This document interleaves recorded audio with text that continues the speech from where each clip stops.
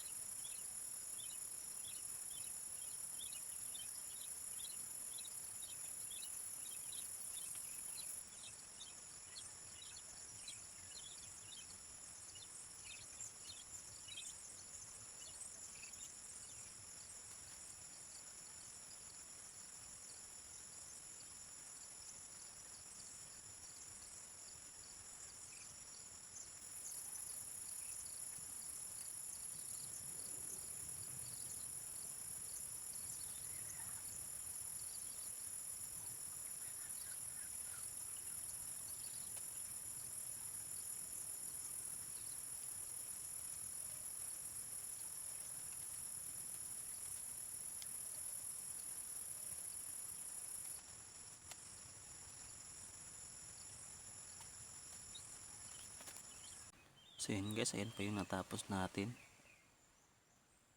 Dahil dinalaw na tayo ng antok, gutom. Kasi tanghali na rin, kaya uwi muna tayo guys. So for today's video guys, hanggang dito lang muna tayo. Maraming salamat sa inyong panonood. Update ko na lang kayo ulit guys pagkatapos nito. Bye bye.